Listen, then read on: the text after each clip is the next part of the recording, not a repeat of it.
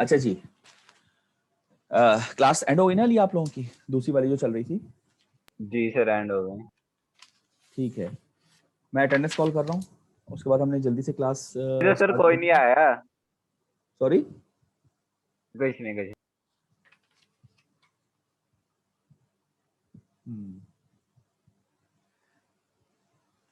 Okay, attendance call कर रहा हूँ। मोहम्मद हसन, मोहम्मद शफी,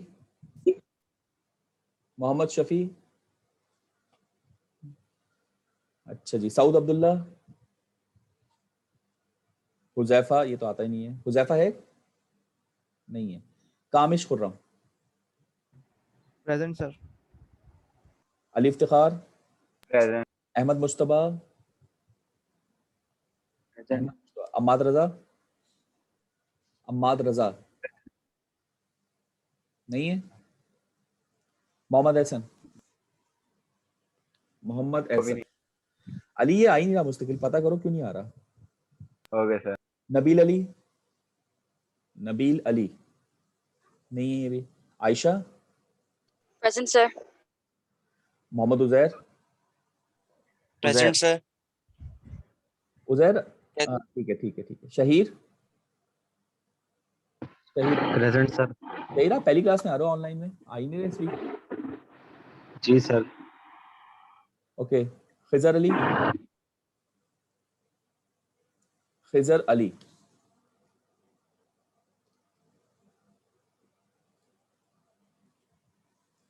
नहीं है। उमर फारूक, उमर फारूक नहीं है। मरियम, मरियम, फायज, फायज, अरीबा, भाई आवाज आ रही है मेरी आप लोगों को? Yes sir, present sir. Bilal Ahmad, जल्दी yes, sir. बताओ। नबा, नबा नहीं है। कामरान पीरजादा, रिजवान साबिर, प्रेजेंट। सुफियान, सुफियान नहीं है। Mohammad Bilal, present. Yamuna, present sir. Murad, present sir. Shad, present. Saqlain, Mubashir, present sir. Athar, Taqi, present sir. Athar नहीं है, तकी है। Ali Shaikh, Umar Usman, Ali Shaikh, present sir. Present sir. ये अली शेख उमर उस्मान है।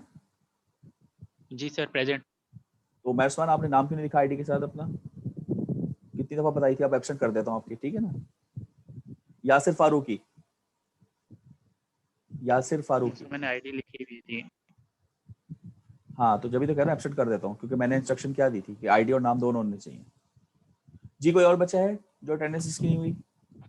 सर नबा। सर नबा, ये कौन सा बच्चा है?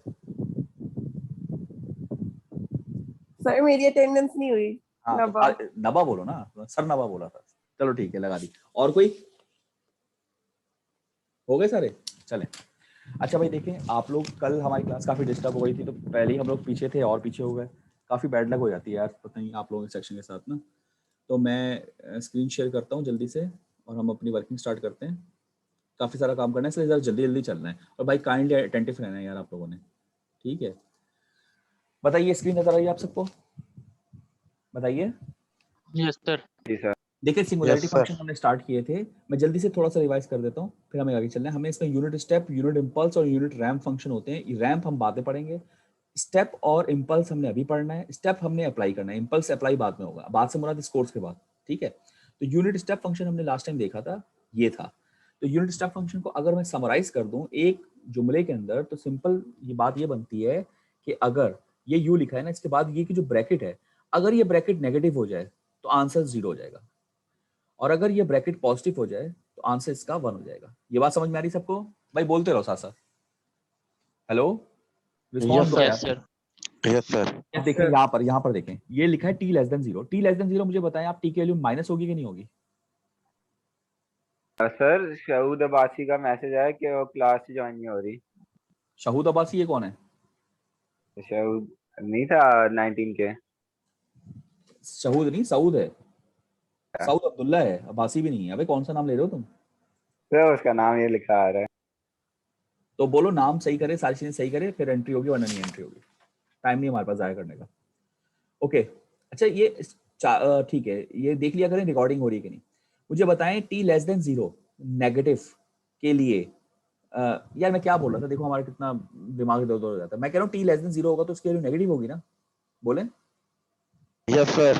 तो जब मैं ये Yes, sir. नेगेटिव वैल्यू यहाँ रखूंगा तो इस ब्रैकेट का आंसर भी माइनस आ जाएगा ना। जी सर। तो आंसर देखे 0 आ रहा है। इसी तरह जब मैं पॉजिटिव रखूंगा तो यहाँ पर +1 +2 +3 कुछ भी रखूंगा तो आंसर प्लस आएगा, तो आंसर इसका 1 आ जाएगा। तो जो मैंने ये चीज लिखी है ना, ये सबसे मेन चीज है आपकी, बस ये याद रखिएगा। यहाँ तक क्लियर बात? Yes sir. अच्छा, अगर मैं आपको एक सवाल दे दूं कि ये फंक्शन आपने ड्रॉ करना है और लिख दूं यहाँ पे 2u ऑफ -t, ये कैसे ड्रॉ होगा? ओके, ड्रॉ करके देख लेते हैं। ये -3 है, -2 है, -1 है, 1 है, 2 है, 3 है, 0 है, ठीक है, और ये जगह 2 है। ओके, ये ड्रॉ कैसे होगा? आप कहेंगे सर रख के देखना पड़ेगा। पहले आप ये रखें, टी की वैल्यू 1 रखें। मैं टी की वैल्यू 1 रखता हूँ तो मुझे बताएं ब्रैकेट का आंसर माइनस आएगा कि प्लस आएगा? बताइए। नेगेटिव आएगा यस सर। सर। टी की वैल्यू 1 रखूंगा तो आंसर तो -1 हो जाएगा ना, तो यानी ब्रैकेट माइनस हो जाएगी। तो जब ब्रैकेट माइनस होगी तो ये 0 हो जाएगा, ये 0 होगा, तो ये 2 से 0 जब मल्टीप्लाई होगा तो आंसर क्या आएगा? 0। यानी 1 पर आंसर 0 होगा। 2 पर क्या आंसर होगा? यहाँ पर जब मैं 2 रखूंगा तो वो -2, तब भी ब्रैकेट नेगेटिव है तो इसका भी आंसर 0। जब मैं ये 3 रखूंगा, इट मींस इसका ये पूरी लेयर जो है वो 0 है।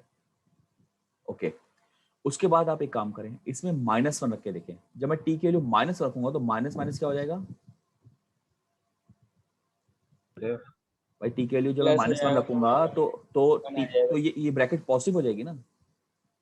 यस जी सर। सर। तो ब्रैकेट पॉजिटिव का मतलब आंसर इज 1, और 1 जब 2 से मल्टीप्लाई होगा तो रिजल्ट इज 2 1 2। 2। मतलब -1 पे आंसर 2 आएगा, -2 पे भी 2 आएगा। इसका मतलब ये कुछ ऐसे बन जाएगी इसका ग्राफ। क्या ख्याल है आप लोगों का? जी सर। यानी ut इधर जा रहा है तो u ऑफ -t इधर को जाएगा। तो इसका मतलब ये रूल अगर आप फॉलो करते रहे तो आपको कोई भी चीज बनाना मुश्किल नहीं होगी। क्या ख्याल है आपका? यहाँ तक क्लियर बात? ठीक है, क्लियर है? जी सर। उसके बाद ये हमने शिफ्टिंग फंक्शन पढ़े थे, ये तो कल कर लिए थे ना, कल की क्लास में शिफ्टिंग तो जी। कर ली थी ना आप लोगों ने। जी। तो फिर आगे चलते हैं, शिफ्टिंग हो गई थी हमारी। ये इसका फिजिकल सेंस है। ये कल किया था या नहीं किया था? नहीं किया ये था। नहीं गया सर। देखें, नो बड़ी सर। बड़ी मजेदार बात, अगर आपके पास फॉर एग्जांपल ये लिखा हो v0 ut, तो v0 ut का मतलब सिंपली क्या होता है, वो सामने दिखाया हुआ है, वो ये होता है। यानी ये जो चीज बनी हुई है वो बेसिकली इस स्विच को मॉडल किया हुआ है, इस स्विच को मॉडल किया। मुझे एक बात बताएं, ये स्विच क्या बता रहा है कि जब t लेस देन 0 होगा तो स्विच किस तरफ होगा? यहां पर होगा। सही कह रहा हूं? बोलो। जी सर। लेस देन 0 पे ये होगा ना, तो ए बी पर कितना वोल्टेज आ रहा है? ए बी पर बताएं वोल्टेज कितना आ रहा है? 0। 0 वोल्ट, क्योंकि शॉर्ट पाथ है। सही कह रहा हूं? और जी जब t सर। ग्रेटर देन 0 होगा तो ये स्विच यहां के बजाय यहां से लग जाएगा आकर। ऐसे ही होगा ना। जी। तो ए बी पर वोल्टेज कितना आ रहा होगा? v0। Agree all of you? Yes sir. इसको मॉडल उन्होंने ऐसे कर दिया। अब देखिए यहाँ लिखा है ut, तो यहाँ पर भी सिंपली जब t लेस देन 0 होगा तो ut की अपनी वैल्यू 0 हो जाएगी। हो जाएगी। जी सर। और वो 0 जब इससे मल्टीप्लाई होगा तो 0 हो जाएगा, तो 0 वोल्ट का मतलब शॉर्ट पाथ होता है, तो यही चीज बन जाएगी। और जब t ग्रेटर देन 0 होगा तो ut की वैल्यू 1 होगी, तो 1 जब v0 से मल्टीप्लाई होगा तो आंसर v0 रह जाएगा, तो वो फिर ये चीज बन जाएगी। तो यानी कि ये जो स्विचिंग इस तरह से हो रही है, इसको हम डायरेक्टली इससे मॉडल कर सकते हैं। ये ut का फंक्शन की एप्लीकेशन है। देख लें आप, ये दोनों बराबर है। Is it clear to everyone? बात समझ में आई? Yes sir. अच्छा, यही काम अगर करंट सोर्स में करना हो तो ये देख लीजिए। अब करंट सोर्स में आप पहले इधर देख लें कि जब t लेस देन 0 होगा तो ut की वैल्यू 0 होगी। 0 जब से मल्टीप्लाई होगा तो I0 की वैल्यू कितनी आएगी? 0 एम्पियर। और 0 एम्पियर का मतलब होता है ओपन सर्किट। और जब t ग्रेटर देन 0 होगा तो ut 1 हो जाएगा, तो वैल्यू I0 आ जाएगी। अब जरा चेक कर लें यहाँ पर, देखें t जब इक्वल टू 0 पे उधर जा रहे हैं, तो लेस देन 0 पे ये चीज होगी, तो लेस देन 0 पे ये चीज होगी, तो ए बी पे क्या आ रहा होगा, ए बी पर तो ओपन सर्किट आ रहा है ना, यहाँ पर भी ए पी ओपन सर्किट है, ये लेस देन 0 के लिए बराबर हो गई बात। और जब ये ग्रेटर देन 0 होगा टाइम, तो ये स्विच ऐसे लग जाएगा, ये स्विच अगर ऐसे लगेगा तो ए बी पे क्या चीज आ रही होगी, आई नॉट, तो ये दोनों एक दूसरे के इक्विवेलेंट हो गए। Is it clear to everyone? Yes sir. तो ये फिजिकल सेंस है यूटी का। बस याद Yes, रखिएगा sir. यूटी की वैल्यू को 0 या 1 करना है आपने, और आई नॉट या वी नॉट जो भी मल्टीप्लाई करके खुद ही देख लें ओपन सर्किट हो रहा है कि शॉर्ट सर्किट हो रहा है। ठीक है जी, नेक्स्ट हेडिंग दीजिए यूनिट इंपल्स फंक्शन। ये हमारा दूसरा फंक्शन है, ये हमने कल नहीं किया था, ये आज करेंगे। यूनिट इंपल्स फंक्शन, देखिए यूनिट इंपल्स फंक्शन क्या कहता है। यूनिट इंपल्स का मतलब होता है अचानक, जैसे नहीं कोई इंपल्स चीज हो गई, इंपल्सिव। ये इंपल्स फंक्शन एक तो रिप्रेजेंट होता है सिग्मा टी से, ये बात ध्यान में होनी चाहिए आपको, सिग्मा टी। जैसे यूनिट स्टेप किससे होता है, यूटी से, तो ये सिग्मा टी से होगा। ये कह रहा है कि हर जगह 0 होगा, हर जगह सिवाय टी इक्वल टू 0 पे, और वहां पर ये क्या होगा, अनडिफाइंड। तो ये बड़ी अजीब बड़ी बात हो गई। तो इसका ग्राफ कैसे बनेगा, ये रहा ग्राफ।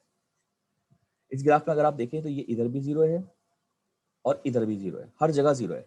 सिर्फ टी इक्वल टू 0 के ऊपर ये क्या है, ये ऊपर जा रहा है, कितना जा रहा है, इंफिनिटी, है ना। तो सिग्मा टी इंपल्स फंक्शन क्या हुआ, हर जगह पे 0 है सिवाय टी इक्वल टू 0 पर, और वहां पर वो इंफिनिटी है। तो ये बेसिकली चीज कैसे आती है, मतलब ये कैसे अजीबोगरीब चीज है जो हासिल होगी, वो हासिल होगी इस फार्मूले से। ये लिखा हुआ भी है कि अगर आप स्टेप फंक्शन को डेरिवेट करते तो सिग्मा टी हासिल हो जाएगा। आए करके देखते हैं स्टेप फंक्शन क्या होता है यूटी का, ये बना हुआ है, बताइए। यहाँ पे 0 होता है, हाँ जी। और ये 0 से 1 की ट्रांजिशन होगी, और यहाँ पे 1 होगा। यही होता है कि नहीं होता, बताएं यूटी। जी सर, यही होता है। आइए जरा इसको डेरिवेट करें। अब बताएं सिग्मा टी क्या है, आप कह रहे हैं सिग्मा टी जो है वो बेसिकली होता है D by D T of U T. तो पहले इधर के लिए करते हैं, बताएं 0 को डेरिवेट करूंगा तो आंसर क्या आएगा, भाई 0 ही आएगा ना। जी सर। और अब इधर को करें, सिग्मा टी को कैसे होगा, D by D T of 1। Constant को डेरिवेट करें तो आंसर क्या आता है, 0। तो इधर भी 0 है, इधर भी 0 है, ये चीज वैलिड हो गई। जी सर। अब इधर को कर लें, जब मैं 0 टाइम पर करूंगा at T equal to at 0, तो सिग्मा टी किस तरह से आएगा, आप कहेंगे सर ये होगा D by D T into U T. यही कर रहे हैं ना। अब आप देखें यहाँ पर ये 0 से 1 जा रहा है यूटी, मगर इसमें कितना टाइम लग रहा है 0 से 1 जाने में, तो 0 टाइम में जा रहा है, यानी यहाँ पे dt क्या है, चेंज इन टाइम। तो चेंज इन टाइम यहाँ पर कितना है, 0 टाइम में जा रहा है ना ये ut का फंक्शन, 0 टाइम में ऊपर जा रहा है। अगर 0 टाइम ऊपर जा रहा है तो मैं dt की जगह पे अगर मैं 0 रख दूं, तो किसी भी चीज को जब 0 से डिवाइड करते हैं तो answer will be undefined, infinity. Answer will be infinity. तो ये सिग्मा टी जो है वो इस पॉइंट पर इंफिनिटी हो जाता है। तो ये आपका ग्राफ बन जाता है जिसको हम इनडिफाइंड कह रहे थे कि ये हर जगह पे 0 है सिवाय यहाँ पर, दैट इज। और ये सिग्मा इंपल्सिव फंक्शन कहाँ जा रहा है, इंफिनिटी तक जा रहा है। Is it clear to everyone? इसकी एप्लीकेशन क्या है, ये बहुत ज्यादा अप्लाई होगा लेकिन आगे चल के अप्लाई होगा। हमारे कोर्स में फिलहाल इसकी कोई ऐसा एप्लीकेशन नहीं है, आगे चल के आप देखेंगे बहुत ज्यादा जगह पे आप ये इंपल्स फंक्शन को इस्तेमाल करते हुए पाए जाएंगे। ये आपको एक आइडिया होना चाहिए इंपल्स फंक्शन का, ठीक है। जहाँ तक कोई क्वेश्चन? No sir. ओके, आगे चलिए। इसके बाद है रेक्टेंगुलर पल्स फंक्शन। तो ये भी मैंने कल करा दिया था आपको कि जब पल्स बनानी हो तो कैसे कर सकते हैं कि 2 यूनिट स्टेप ले लें, एक को ऑन करा दें फिर दूसरे को उसका ऑपोजिट ऑन करा दें, तो वो एक पल्स बन जाएगी। तो कल कर लिया था ना, बताइए बच्चों। हाँ जी सर। तो ये हमने कल कर लिया था। अच्छा, अब ये क्वेश्चन आगे पढ़ें, क्या कह रहा है। कह रहा है evaluate each of the following, part A, part B, part C. तो पार्ट ए को देखते हैं पहले। पार्ट ए बी सी आपको मैं होमवर्क दे दूंगा, ठीक है। पार्ट ए क्या कह रहा है, लिखे यहाँ पर जरा। 3u of t minus 2u of minus T, देखा माइनस टी आ गया, प्लस 0.8u 1 माइनस टी। बहुत आराम से करना है, कोई जल्दी नहीं है, ठंडे दिल से। ये किस पे निकालना है, इस पे निकालना है, सही कह रहा हूँ, बताइए। Yes sir. चलें, मुझे एक बात बताइए, आप लोग सब बताएं, इस 0.8 को जब मैं सब्स्टिट्यूट करूंगा यहाँ पर 0.8, तो इस ut की जो ब्रैकेट है वो प्लस होगी या माइनस होगी, प्लस प्लस होगी तो ये यूटी 1 नहीं हो जाएगा? कैसे सही कह रहा हूँ? कैसे ये क्या बोल रहा है अली? अली क्या कह रहे हो? नहीं कैसे सर, समझ नहीं आया। भाई ये बताओ, मैंने क्या बताया था कि इसकी ब्रैकेट का रिजल्ट अगर प्लस आए तो आंसर विल बी 1 और नेगेटिव आए तो तो कैसे आंसर सही है, 0। याद आया। तो ये 1 हो गया। यूनिट है ना, यूनिट इंपल्स तो 1 ही हो सकता है ना, 1 से ज्यादा तो जा नहीं सकता, यूनिट है ये। तो अगर मैं 0.8 रखूंगा तो 0.8 माइनस तो नहीं है ना, प्लस है ना, तो ब्रैकेट का रिजल्ट प्लस आएगा तो यूटी की वैल्यू 1 हो जाएगी ना, बोले? Yes sir. तो ये 3 1 3 यानी 3। ठीक है, आगे चले -2। अब बताएं यहाँ पर मैं 0.8 रखता हूँ तो आंसर ब्रैकेट जो है वो नेगेटिव होगी या पॉजिटिव होगी? नेगेटिव। आंसर 0 नहीं होगा। 0। ठीक है, आगे चलें। यहाँ मैं 0.8 रखता हूँ तो 1 माइनस 0.8 कितना होगा? 0.2 प्लस है पॉजिटिव माइनस में। है? तो 1 लिखो, 0। पॉजिटिव पॉजिटिव सर 1 होगा। तो आंसर क्या आएगा? क्या ख्याल है आपका? 3.8 हो गया सॉल्व? तो कोई मुश्किल थोड़ी था, sir. कितना आसान है यार, मुश्किल है? Yes sir. No sir. तो पार्ट बी और सी फिर आपको होमवर्क दे देता हूँ, आप ट्राई करेंगे, लेकिन नेक्स्ट क्लास में लाजमी बताना है कि हुए या नहीं हुए। बहुत इंपॉर्टेंट है क्वेश्चन। पार्ट सी आपका दोनों क्या है, होमवर्क। Okay sir. ठीक है, कर लीजिएगा। नहीं हो तो बताइएगा, मैं करवा दूंगा। क्लियर? ठीक है भाई, आगे चलूं? आगे चलें? Yes sir. Yes sir. Okay, यहां से भाई हमारा मेन टॉपिक स्टार्ट हो रहा है। देखिए, ड्रिवन आर, हेडिंग दीजिए ड्रिवन आरएल सर्किट्स। बहुत इंपॉर्टेंट है। अब जितने बच्चे सो रहे हैं वो जाग जाएं, क्योंकि यहाँ से हमने ये समझ लें कि ClO2 इस पर एंड हो जाएगा हमारा, तो सब लोग जाग जाएं। ये सबसे इंपॉर्टेंट टॉपिक है, ड्रिवन आरएल सर्किट्स। देखिए, अभी हम आरएल सर्किट्स कर रहे हैं, तो इसका अगला टॉपिक हमारा क्या होगा? Driven RC circuits. ठीक है, वो हम बाद में करेंगे, पहले आरएल सर्किट्स करते हैं। आपको याद होगा तो मैंने 3 किस्म के सर्किट बताए थे आपको, याद है? पहले क्या थे? Source free. भाई याद है आप लोगों को? Hello, yes sir. मैंने क्या Yes, बताया sir. था? पहली टाइप का सर्किट क्या होगा कि याद है। सोर्स लगी हुई होगी, अचानक सारी सोर्सेज या जो भी सोर्स लगी है वो सारी अचानक खत्म हो जाए, तो जो बच जाएगा सर्किट, उसमें जो स्टोरेज एलिमेंट होगा वो नेचुरली थोड़ी देर तक ट्रांसिएंट रिस्पांस देता रहेगा, फिर खत्म हो जाएगा। उसको पढ़ने का नाम सोर्स फ्री सर्किट था, जो कि मिड 1 में आप कर भी चुके हैं। यही था ना सर्किट 1 टाइप? तो सर्किट 1 जी का सर। क्या था कि इसमें कोई सोर्स नहीं होगी जी और जी सर। एंड में ये सर्किट डेड हो जाएगा। टाइप 2 क्या थी? टाइप 2 थी कि जिसके जो पहले से डेड था और अचानक सोर्स आ जाए और वो थोड़ी देर तक ट्रांजिएंट और फिर स्टेडी स्टेट में चलने लग जाए। और टाइप 3 क्या थी कि पहले से ऑलरेडी सोर्स है, वो चल रहा है, अचानक एक नई सोर्स लगा दिया आपने, या एक सोर्स हटा दी, या जो लगी हुई सोर्स है उसकी वैल्यू को बढ़ा दिया, घटा दिया, यानी सोर्स कुछ भी चेंज कर दिया। तो पहली से चीज चल रही थी, वो चलने के बाद अचानक ट्रांजिएंट में आई और दोबारा चलना शुरू हो गया स्टेडी स्टेट में। वो केस 3 था। इनके मैंने नाम नहीं बताए थे, आप पूछते भी रह गए सर पहले को सोर्स फ्री कहते हैं, दो को क्या नाम कहते हैं, तो मैंने कहा था बाद में देखेंगे। तो आज हम वो देख रहे हैं, तो इन दो को हम एक ही नाम देते हैं कंबाइंड, और वो क्या है? Driven circuits. ड्रिवन सर्किट्स, ये इसका नाम है। तो इन दोनों में क्या मतलब सिमिलरिटी है? ये यूं कह ले कि 1 में ऐसा क्या है कि वो अलग हो गया, ये 2 3, तो सिंपल बात है कि 1 एक ऐसी चीज है जिसमें कभी भी कोई भी सोर्स नहीं होगी। शुरू में सोर्स लगी हुई थी, जब हटेगी तो वो सोर्स ही बन जाएगा और एंड तक सोर्स नहीं रहेगी। जबकि इन दोनों के अंदर सोर्स होगी। 2 में पहले नहीं थी, अचानक आई और फिर हमेशा रहेगी। 3 में पहले भी थी, अचानक वो या तो बढ़ गई या कम हो गई और फिर बाद में भी रहेगी। तो इसलिए इनको ड्रिवन सर्किट्स कहते हैं कि इनमें सोर्स हमेशा होगी और इनमें सोर्स कभी भी नहीं होगी। Is it clear to everyone? Yes sir. और इससे आपकी जिंदगी आसान हो रही है। कैसे? पहले आपने ये पढ़ा तो आप कहेंगे सर पहले इसके फार्मूले याद करो, फिर आप ये पढ़ते इसके फार्मूले याद करते, फिर ये पढ़ते इसके फार्मूले याद करते, मगर अब सिर्फ इसके फार्मूले आपने याद किए और इन दोनों का एक ही फार्मूला होगा, तो 2 भी सॉल्व हो गया, 3 भी सॉल्व हो गया, तो जिंदगी भी आपकी एक तरह से आसान हो गई। क्या ख्याल है? जी सर। अच्छा, अब देखिए ड्रिवन आरएल सर्किट्स को सॉल्व कैसे करते हैं, ये इसके नीचे तरीका बताया हुआ है। ये वो कह रहा है भाई हमें एक निकालना है कंप्लीट रिस्पांस जिसके अंदर सब कुछ आ गया। तो वो कंप्लीट रिस्पांस बेसिकली इन दोनों का सम होता है, नेचुरल रिस्पांस और फोर्स रिस्पांस। नेचुरल क्या है? ये वही चीज है कि जब सोर्स नहीं लगी हुई थी तो जो कुछ भी हो रहा था वो नेचुरल रिस्पांस था। मैंने बताया था ना कि यार नेचुरल कैरेक्टरिस्टिक कैसे आ रहा है।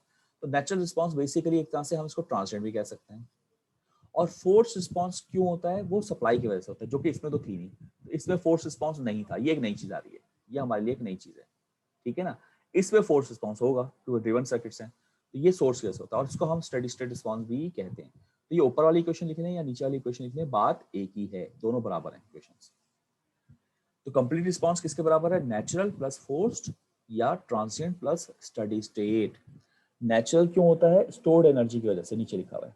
और ट्रांसिएंट की डेफिनेशन क्या है, वो टेम्परेरी पार्ट होता है, थोड़ी देर रहेगा खत्म हो जाएगा, क्योंकि स्टोर्ड एनर्जी थोड़ी देर होती है फिर जाहिर चेंज हो जाती है। और फोर्स रिस्पॉन्स क्यों होता है, ये सोर्स की वजह से, देखिए लिखा है इंडिपेंडेंट सोर्स। और यहाँ पर क्या लिखा है, इसके स्टेडी स्टेट रिस्पॉन्स होता है जो कि परमानेंट पार्ट है, ये हमेशा रहेगा। तो ये दोनों एक ही बातें हैं। तो बेसिकली आपको नेचुरल रिस्पॉन्स और फोर्स रिस्पॉन्स ये दोनों फाइंड आउट करने हैं, तो आप कंप्लीट ड्रिवन सर्किट्स को सॉल्व कर सकते हैं। यहां तक सबको बात क्लियर? जी सर।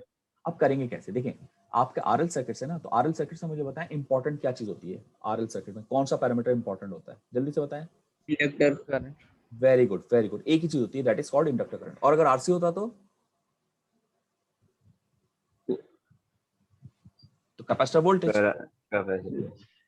अच्छा इंडक्टर करंट, अब इसको सॉल्व कैसे करेंगे, जैसे ये सर्किट दिया हुआ है, उन्होंने कहा इंडक्टर करंट निकालो, तो बेसिकली मैं सिंपल कह दूंगा कि इंडक्टर करंट जो होता है वो इन दोनों का सम होता है। इन दोनों का, नेचुरल प्लस फोर्स्ड, लिख लीजिए। पर ये है ना यहाँ पर कंप्लीट रिस्पांस किसके बराबर है, नेचुरल प्लस फोर्स्ड। ये एन क्या है नेचुरल, एफ क्या है फोर्स्ड। यहाँ तक क्लियर बात? जी सर। अच्छा इसमें से नेचुरल रिस्पांस तो आप ऑलरेडी निकाल चुके हैं, पहले क्या फॉर्मूला था नेचुरल का, सोर्स फ्री में देखा था आपने, याद है भाई, नेचुरल सोर्स फ्री में कर रहे थे ना, क्या फॉर्मूला था? हेलो, आवाज नहीं आ रही, हेलो हेलो भाई, आवाज नहीं आ रही। इनिशियल करंट हाँ क्या बताएं sir, initial current I o I naught I naught e power minus t over tau. बिल्कुल सही।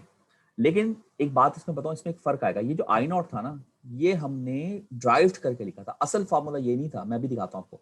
आपने जब डेरिवेशन की थी तो असल फार्मूला ये आया था, अगर किसी बच्चे को याद हो, ए ई माइनस टी बाई टॉ, ये फार्मूला आया था। आए चले देख लेते हैं इसको पहले। ये फार्मूला आया था बिल्कुल स्लाइड नंबर 1 में जब हमने डेरिवेशन की थी। चले चले चले जल्दी से, 1 1 1 1 1 1 1 1 1 1 1 ये देखेंगे डेरिवेशन हमने की थी, और हमने आरसी सर्किट से की थी, आरएल से नहीं की थी। तो इसमें वी नॉट होगा, वी सी होगा। देखें जब हमने इसको सॉल्व किया था ड्राइव करते हुए, तो हमारे पास कांस्टेंट ए आया था, एल एन ए, ये हमने डेरिवेशन की थी, L N A is the integration constant. याद आ रहा है आप सबको? और फिर जब हमने सॉल्व किया था तो हमारा आंसर वी टी का क्या आ रहा था, वी नॉट नहीं था, A e minus t by R C, R C क्या है tau, A e minus t by tau था। और ए को हमने कहा था इनिशियल कंडीशन लगाने की वजह से ए वी नॉट बन गया, तो हमने कहा था V naught e minus t by tau. और जब इंडक्टर के लिए किया था तो बस हमने क्या कहा था कि वी की जगह पे हमने वी नॉट की जगह पे क्या कर दिया था, आई नॉट कर दिया था। तो बेसिकली हमने ए को रिप्लेस किया था इनिशियल कंडीशन अप्लाई करके। लेकिन इस केस में आप इनिशियल कंडीशन अप्लाई अभी नहीं कर सकते, क्योंकि यहाँ पर फोर्स रिस्पॉन्स भी है, तो वो हम बाद में करेंगे, तो इसलिए हम यहाँ पर इसको ए ही लेके चलेंगे फिलहाल। यहाँ तक क्लियर बात? Yes sir. तो नेचुरल रिस्पॉन्स का फॉर्मूला ये हो गया। और फोर्स रिस्पॉन्स का फॉर्मूला क्या होता है भाई? फोर्स रिस्पॉन्स का कोई भी फॉर्मूला नहीं होता, क्योंकि फोर्स रिस्पॉन्स तो बेसिकली आप निकालेंगे मिड वन के मेथड से, तो वो तो सर्किट देख के पता चलेगा ना आपको। यानी फोर्स रिस्पॉन्स तो सिंपल वो है जो आपने, जैसे मिसाल के तौर पर आपने मिड टू जब पेपर दिया है, मिड टू से पहले मैंने एक क्विज दिया था ना आपका, लास्ट क्विज 4, याद है आपको? क्विज 4 लिया था जिसमें अंडर डीसी कंडीशंस में मैंने सर्किट दिए थे, जिसमें कैपेसिटर ओपन हो जाता था, इंडक्टर शॉर्ट हो जाता था डीसी के अंदर, याद है ना क्विज 4? तो जैसे क्विज 4 से आप निकालते थे ना इंडक्टर करंट, उसको शॉर्ट करके या कैपेसिटर वोल्टेज को ओपन करके, वैसे निकालेंगे, क्योंकि ये फोर्स रिस्पॉन्स है। फोर्स का मतलब है स्टडी स्टेट, लिखा हुआ है। फोर्स का क्या मतलब है, स्टडी स्टेट। और स्टडी स्टेट में कैपेसिटर ओपन हो जाता है और इंडक्टर शॉर्ट हो जाता है, तो इसका कोई फॉर्मूला नहीं होगा, जस्ट हम सर्किट देकर मिड वन के तरीके से सॉल्व कर लेंगे, ठीक है। तो जब हम इस पूरे को सॉल्व कर लेंगे तो हमारे पास नेट, ये मैं अगली स्लाइड पे चला जाता हूँ, यहाँ जगह कम हो रही है, अगली स्लाइड डेफिनेशन की है, एक मिनट रुकिएगा।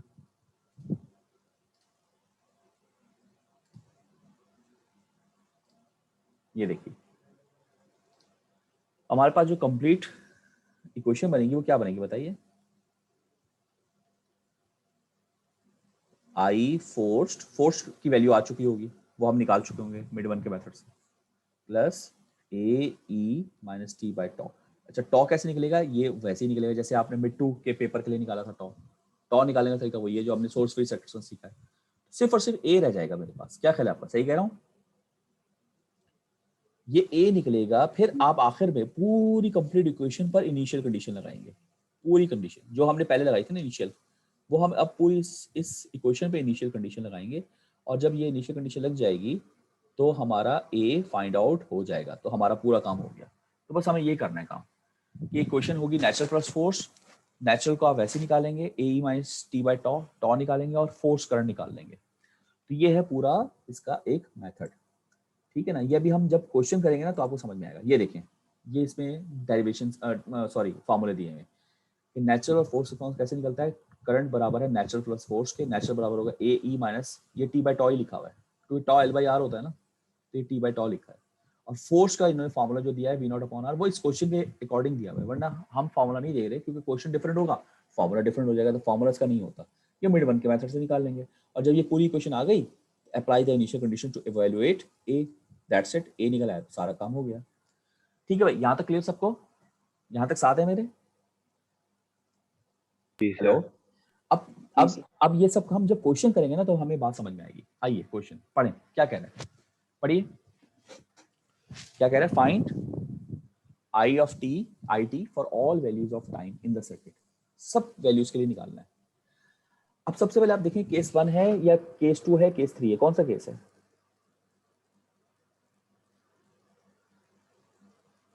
नहीं समझ में आ रही बात? देखें सबसे पहले ये बताइए कि इसमें स्विचिंग कब होगी। सबसे पहले तो ये देखें इसमें स्विचिंग कब होगी, पता है? इसमें तो स्विच ही नहीं दिया हुआ, नहीं दिया ना? नहीं दिया बस। लेकिन इसमें एक चीज दी है जो स्विचिंग का ऑल्टरनेट है। क्या है? UT. Very good, UT. UT दिया हुआ। यूटी क्या बता रहा है, स्विचिंग कब होगी? At T equal to 0। सही कह रहा हूँ कि गलत कह रहा हूँ? सही कह रहे हैं। तो टी इक्वल टू 0 पे होगी ना। तो इसका मतलब जब टी 0 से छोटा होगा तो यूटी की वैल्यू क्या होगी बताएं?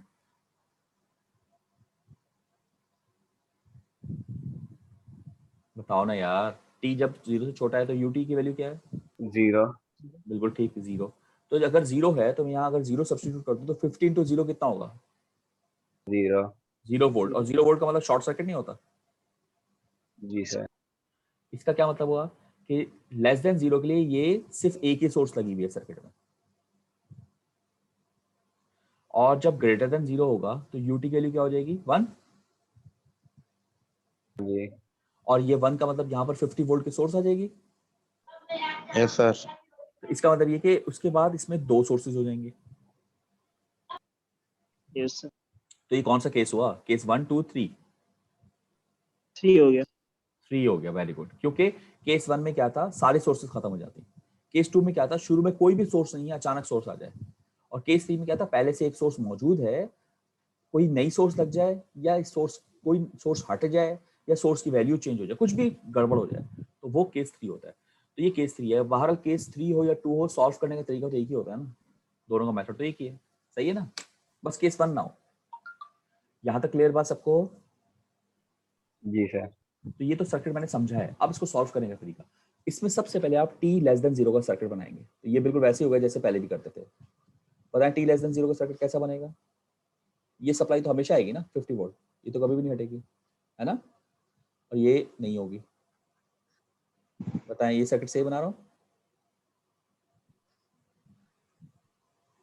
जी बताइए। ऐसा सही बना रहे हैं। ये देखिए, क्या मैंने ये सर्किट सही बनाया लेस देन 0 का? Yes sir. इसमें मैंने क्या किया, इसमें मैंने ये किया कि ये था नहीं, शॉर्ट था क्योंकि 0 वोल्ट आ रहा है, और ये स्टडी स्टेट में है ना लेस देन 0, पता नहीं कब से लेस देन 0 में इंडक्टर शॉर्ट हुआ है जैसे हम पहले करते थे। अब आपको ये फाइंड आउट करना है फॉर ऑल वैल्यूज है ना, तो I0 माइनस निकालना है।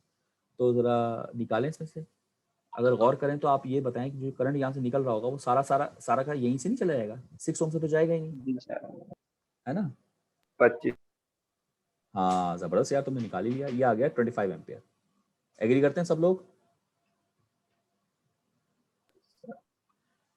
अच्छा, ये निकालते ही मुझे एक बात और पता चल गई कि आपको पता है ना इंडक्टर अपने करंट को 0 टाइम में चेंज नहीं होने देता, तो 0 माइनस हो या 0 प्लस हो, दोनों का करंट एक ही होगा। क्या कहते हो? Yes sir. तो ये काम करना है सबसे पहले। अच्छा, इसके बाद नेक्स्ट वर्किंग क्या करनी है आपने? आप कहेंगे सर अब मैं t ग्रेटर देन 0 का सर्किट बनाऊंगा यहाँ पे। t, तो कैसा बनेगा सर्किट बताएं? 100, यहाँ पे 100 का। ये 50 वोल्ट, अब ये भी सोर्स आ जाएगी ना, सही कह रहा हूँ? जी सर। हाँ सही कह रहे हैं, 100 हो जाएगी क्योंकि ऐड हो रहा है ना। अब इंडक्टर शॉर्ट होगा नहीं क्योंकि ट्रांजिट आ रहा है ना। नहीं, क्योंकि अब ट्रांजिट आ रहा है ना, सही कह रहा हूँ? जी सर।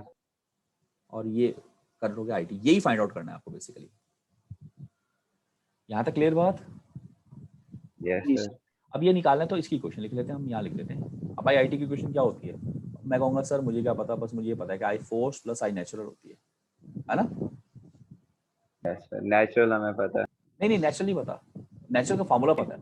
आइए पहले फोर्स निकाल लेते हैं क्योंकि फोर्स की वैल्यू निकाल सकते हैं। अब आप करेंगे सर्किट देखिए फोर्स की वैल्यू, तो फोर्स कब निकलेगा देखें जरा, डेफिनेशन देखें, पिछली स्लाइड पे जा रहा हूँ। ये देखिए, ये देखिए ट्रांजिएंट होता है नेचुरल, पता है ना इस बात का, और स्टेडी स्टेट होता है फोर्स्ड।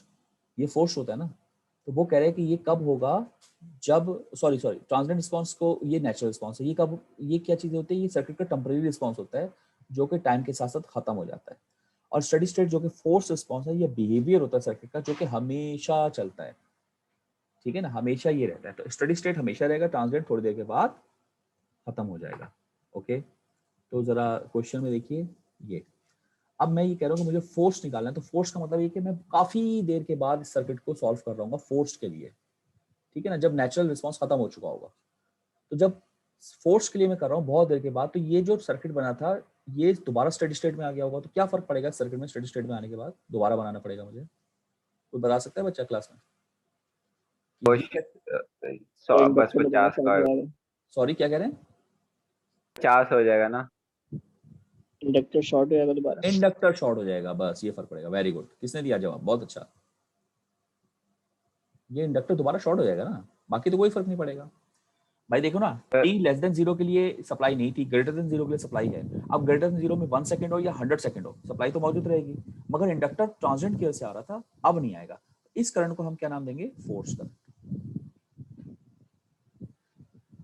अब आपको ये करंट निकालना है, तो अभी भी करंट का फ्लो पाथ कैसा होगा? ये होगा ना, ये 50 हो जाएगा फिर। जी सर। हाँ, तो ये फोर्स करंट अगर मैं निकालूं तो ये आ जाएगा 50 एम्पियर 100/2। सही है भाई बच्चों? जी सर। तो इसकी वैल्यू आ गई। और नेचुरल का फार्मूला पता है मुझे, क्या फार्मूला होता है? ए, यानी सर स्टडी स्टेट में इंडक्टर शॉर्ट होगा। यार ये तो हम बचपन से पढ़ते आ रहे हैं कि स्टेडी स्टेट में इंडक्टर शॉर्ट होता है और कैपेसिटर ओपन होता है। ये नई चीज नहीं है, ये नहीं कह रहा कि सर मैं कोई नया पढ़ाया है, ये तो हम काफी देर से नहीं पढ़ रहे, पिछले चैप्टर में पढ़ाई थी ये बात, याद है? Yes sir. अच्छा नेचुरल का फार्मूला तो हमें ये पता है ना, ए e minus t by tau. और सर। अब टॉ निकालना है। टॉ क्या होता है? L upon R equivalent. सही है। अब इसके लिए हमें दोबारा सर्किट पे आना पड़ेगा। ये वाला सर्किट, ये मेन सर्किट है हमारा, याद रखिए ये सर्किट मेन है। ये लेस देन 0 का एक सिर्फ ये निकालने के लिए इनिशियल कंडीशन, और ये वाला सर्किट सिर्फ फोर्स करंट निकालने के लिए, ये असल सर्किट है। इसके लिए अब आपको आर इक्विवेलेंट निकालना है। तो आर इक्विवेलेंट निकालने के लिए इसको थेवेनाइज करें। थेवेनाइज कैसे करते हैं पता है ना? सोर्सेज को किल कर दीजिए, शॉर्ट हो गई, रेजिस्टेंस और लोड क्या है यहाँ पे? इंडक्टर, उसको आप हटा दें। ये यहाँ पे आर इक्विवेलेंट निकालना है। तो बताएं आर इक्विवेलेंट क्या आ रहा है?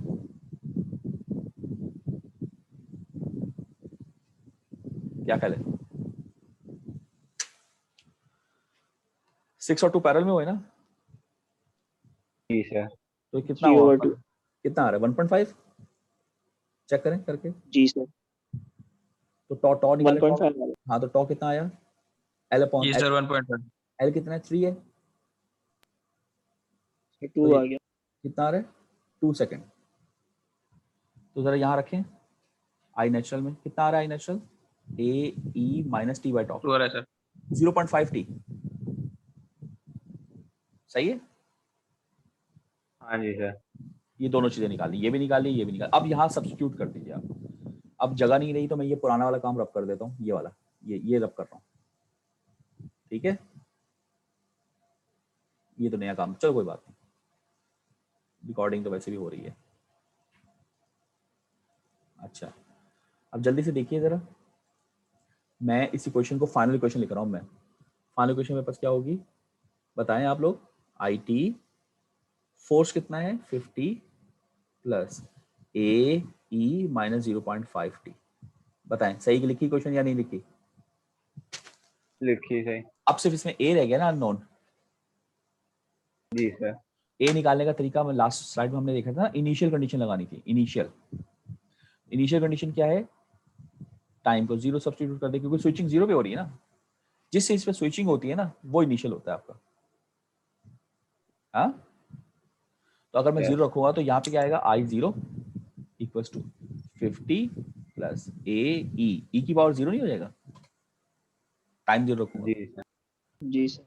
और I0 हम यहाँ निकाल चुके थे, जो मैंने बिल्ड किया वो 25 आया था हमारे पास, 25, और ये जी 50 इधर आ जाएगा तो ये कितना हो जाएगा -50 A, और E0 कितना होता है 1,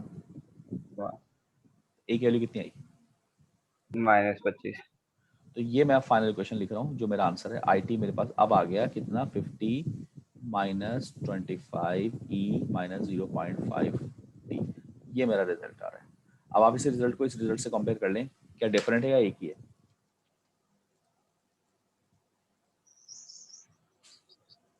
देख लीजिए, जगह बना दी मैंने जी, डिफरेंट है या एक ही है? सर एक ही है। एक ही है, बिल्कुल सही। आप जरा इसको मल्टीप्लाई करके देख लें, ये 25 है, इसको 25 से मल्टीप्लाई करेंगे तो 25 25 50, और ये -25 हो गया। तो यही चीज देखिए, इसको उन्होंने इसलिए सेपरेट लिखा है कि जरा खुद गौर कर लें आप कि ये जो टर्म है, ये वाली टर्म, ये टर्म UT के साथ आ रही है। इसका क्या मतलब है, ये पूरी टर्म सिर्फ और सिर्फ इसके लिए एग्जिस्ट कर रही होगी। लेस देन 0 के लिए ये टर्म एग्जिस्ट ही नहीं करेगी। तो लेस देन 0 पे क्या होगा, सिर्फ और सिर्फ 25 एम्पियर। तो इसने कहा था for all values of time, इसलिए इसने इस तरह से आंसर दिया कि आप जरा खुद ही देख रहे हैं कि 25 एम्पियर जो है वो लेस देन 0 के लिए और ग्रेटर देन 0 के लिए ओवरऑल।